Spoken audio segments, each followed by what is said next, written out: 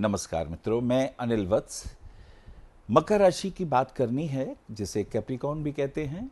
जुलाई का महीना, और कैसा रहेगा ये महीना। मकर राशि जिनका कि स्वामी शनिदेव सूर्यपुत्र शनि होते हैं।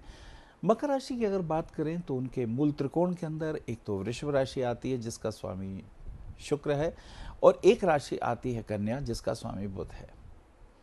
और इसके अलावा अगर हम बात करें तो 6, 8, 12 जो भाव हैं जिससे कि अक्सर परेशानियां और तकलीफ़ें इस महीने में देखने को मिलेंगी, वो बुध की राशि है, सिंह की राशि है, सिंह की राशि है अष्टम भाव में, और धनु की राशि है द्वादश भाव में।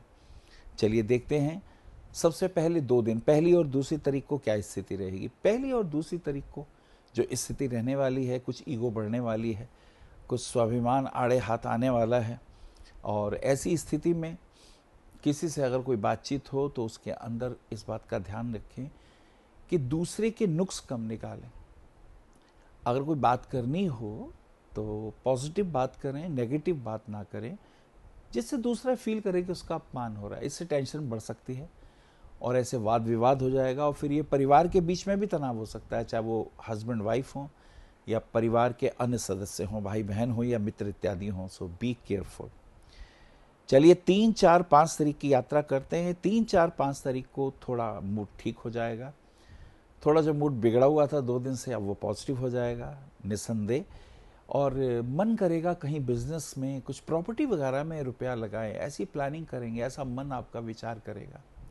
तो ये कोई बुरी बात नहीं है। You can invest your money because the Lord of ascendant right now in Scorpio sign in 11th house, aspecting the ascendant as well as aspect the 5th house and 10th house also. तो जो शनि का aspect लगन पे आ रहा है अपने घर में, मकर राशि का स्वामी शनि, तो ये आपके लिए अच्छा है। प्रॉपर्टी वगैरह में कहीं रुपया लगाने का मूड है तो आप कर सकते हैं, इसमें फ़ायदा ही होगा, कोई नुकसान की बात नहीं है। आगे यात्रा करते हैं। 5 तारीख को क्या फ़र्क होने वाला है। 5 तारीख के अंदर कहीं बाहर जाने का योग बन सकता है। बिजनेस के पॉइंट ऑफ व्यू से भी जा सकते हैं, या अपने ऑफिस के पॉइंट ऑफ व्यू से भी कोई यात्रा का योग बनेगा।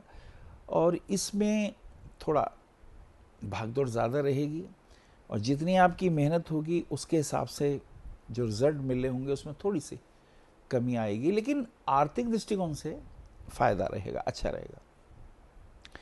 6, 7, 8 तारीख की यात्रा करते हैं।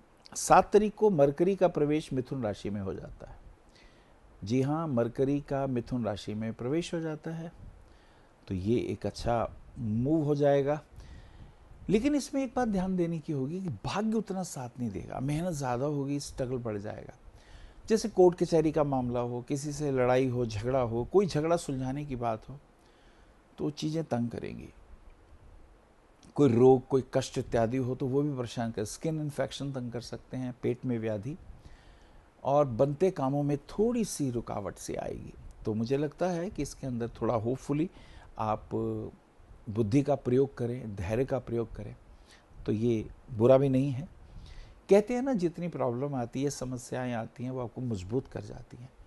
आप उतने ही मैच्योर हो जाते हैं, उतने ही उन अनुभवों से कैसे बाहर निकलते हैं ये ज्ञान भी प्राप्त हो जाता है। इस पॉइंट ऑफ व्यू से कुछ अच्छे अनुभव होंगे आपको। चलिए आगे बढ़ते हैं। और अगर हम यात्रा करें 8, 9, 10 तारीख की, तो ये पीरियड अच्छा है। माँ के स्वास्थ्य के लिए ठीक नहीं है, और थोड़ा आप टेंशन में भी आ गए हैं। हो सकता है प्रॉपर्टी की कोई डील की हो, उसमें कोई एडवांस दिया हो और पैसे देने हो, पैसों के इंतजाम में कहीं रुकावट हो। किसी से रुपए लेने हो तो आप मांग सकते हैं, पर रुपए उधार किसी को ना दीजिए। और हाँ, जो प्रॉपर्टी के पेपर आप देखेंगे उससे प्रॉपरली किसी को, एक्सपर्ट को दिखा लीजिए, कहीं उसमें कोई नुकसान ना हो, उसके चांसेस हैं। सो बी केयरफुल, ये चीज़ ज़्यादा अच्छी है। 10, 11, 12 तारीख की यात्रा करते हैं, तो ये पॉजिटिवली अच्छा है। बच्चों के पॉइंट ऑफ व्यू से, उनके एजुकेशन के पॉइंट ऑफ व्यू से अच्छा है। किसी अपने दोस्त से मिलने का योग बन सकता है, और वो योग जो है आने वाले समय में कुछ पॉजिटिव काम भी करेगा। कुछ ऐसा भी दिखता है, विवाह शादी के पॉइंट ऑफ व्यू से भी चहल पहल होगी, कुछ रुपया खर्च होगा, कुछ इन्वेस्टमेंट है, कुछ मार्केट में जाके परचेजिंग है। कुल मिला के मिला जुला सा ये समय आपके साथ रहने वाला है। आगे की यात्रा करते हैं 12, 13, 14। 13 तारीख को सोम प्रदोष व्रत है, भगवान शिव का ध्यान करें और उसमें अगर इसी के साथ साथ रावण कृत वो गीत का भी, शिव तांडव स्तोत्र का पाठ करते हुए अगर रुद्राभिषेक करें तो ये अच्छा मूव हो जाएगा। 14 तारीख को गुरु का सिंह राशि में प्रवेश हो जाता है। अब जिनका मकर लगन है या मकर राशि है, गुरु अष्टम भाव में जा रहे हैं। Jupiter is having a lordship of 12th house and 3rd house, जहां आपका व्ययश है वहीं पराक्रम का भी अधिपति है। जब अष्टम भाव में आ जाता है तो शत्रु पीड़ा, अगर कोई मित्र वगैरह आस्तीन का सांप है या आपको तंग कर रहा है, परेशान कर रहा है, तो उससे मुक्ति पाने का ये एक बहुत अच्छा योग आएगा। इस योग के अंदर आप ध्यान रखें कि ज़्यादा आक्रोश या आवेश का प्रयोग ना करें, बुद्धिमता से प्रश्नों को सॉल्व किया जा सकता है। लेकिन हाँ, अपनी धनहानि ना हो और व्यर्थ ही अपनों को कहीं शत्रु ना बना लें, इसका भी, इस विवेक का भी ध्यान रखना बहुत ज़रूरी है, ये इम्पॉर्टेंट है। 15, 16, 17 तारीख की यात्रा करते हैं। 16 तारीख को सूर्य का प्रवेश हो जाता है कर्क राशि में। सूर्य का प्रवेश कर्क राशि में, अब now the Lord of 8th house जो होगा, मकर राशि जिनकी होगी उनका सन 8th हाउस का लॉर्ड है। जब वो कर्क राशि में आएगा तो वाइफ या हस्बैंड, उनकी सेहत में थोड़ी तकलीफ हो सकती है, वाइफ के या हस्बैंड के, उसका ध्यान रखेंगे। पेट का ध्यान रखें, कमर का दर्द ना हो, स्किन इन्फेक्शन ना हो, पैरों में तकलीफ ना हो, वेरिकोस की प्रॉब्लम ना हो, इन बातों का ध्यान रखना ज़रूरी है। और अपने डॉक्टर से, अपने योग एक्सपर्ट से राय लेते रहें। कहते हैं ना, जान है तो जहान है, दिस इज़ वेरी इंपॉर्टेंट, इसका ज़रूर ध्यान रखिएगा। एक अच्छा इसमें टर्न आ रहा है। चलिए आगे चलते हैं। 19, 20, 21 तारीख की यात्रा, और इस समय की अगर हम बात करें तो भाग्य थोड़ा साथ देगा, कहीं घूमने फिरने के योग हैं, एडवेंचरस लाइफ भी कुछ होती है, तो ऐसे में आप अपने गुरुदेव से कुछ डायरेक्शंस ले सकते हैं। ध्यान योग की बात हो सकती है, फिजिकल फिटनेस की बात हो सकती है, और भाग्य थोड़ा साथ देगा। हालांकि टसल्स अभी भी है, विदेशी लोगों से जो बिजनेस पार्टी से डील चल रही है उसमें बहुत उतार चढ़ाव आ रहे हैं। विवेक का ध्यान रखें, होश का ध्यान रखें। समय अनुकूल आने पर फायदे भी होंगे, ऐसा इसमें दिखाई देता है। 21, 22, 23 तारीख की अगर हम यात्रा करते हैं तो अगर व्यवसायिक कार्य की हम बात करें तो उसमें फ़ायदा होगा।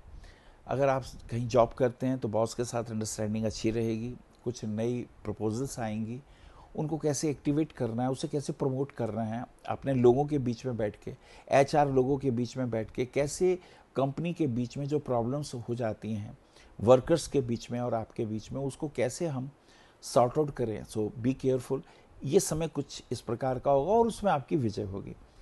अगर कहीं जॉब के लिए अप्लाई किया है तो उसमें भी फायदे होने के योग दिखाई दे जाते हैं। चलिए आगे चलते हैं। 24, 25, 26 तारीख की यात्रा करते हुए चलें।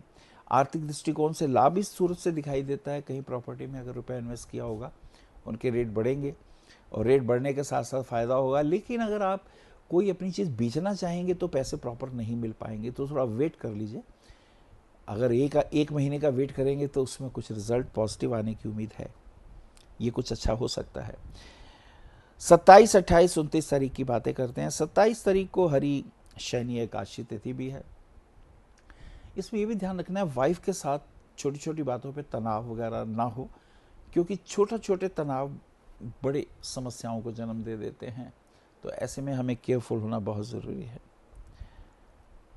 28 तारीख को किसी शुभ काम में खर्चे इत्यादि की होगा, कहीं घूमने फिरने के योग बनेंगे, कुछ धन वगैरह भी व्यय होगा। लेकिन परिवार में किसी के विवाह के लिए भी प्रपोजल आएंगे और ऐसे में आप उन्हें देखने जाएंगे और हो सकता है कुछ अच्छा लगे। अपने परिवार में मित्रों के बीच में, भाइयों के बीच में भी कुछ छोटी छोटी बात पे तनाव आएगा। लेकिन मुझे लगता है रिश्ते बहुत महत्वपूर्ण होते हैं, थोड़ा धन की भी हानि हो तो हो जाने दीजिए, रिश्ते बने रहें, ये बहुत इम्पॉर्टेंट हो जाता है। 30 और 31 तारीख की यात्रा करें। 30 तारीख को मंगल का कर्क राशि में प्रवेश हो जाता है। मंगल जो कर्क राशि में आते हैं तो हस्बैंड और वाइफ के रिलेशन के बीच में आवेश और जोश, छोटी छोटी बातों पे तनाव बढ़ जाता है, सर में दर्द इत्यादि देखे जाते हैं, स्किन इन्फेक्शन, आइज में इन्फेक्शन देखे जा रहे हैं, कमर में दर्द, खास करके पेट में तकलीफ और कमर में दर्द, कमर में आपका डिस्क स्लिप वगैरह का ध्यान रखें, वजन गलत तरीके से ना उठा लें। तो मकर राशि वालों का जिनका स्वामी शनि है, स्वभावता उन्हें ध्यान रखना चाहिए, पन्ना रत्न पहने तो भाग्य की वृद्धि होगी, डायमंड पहनेंगे तो स्वभावतः पब्लिक रिलेशन, बच्चों के साथ संबंध अनुकूल रहेंगे।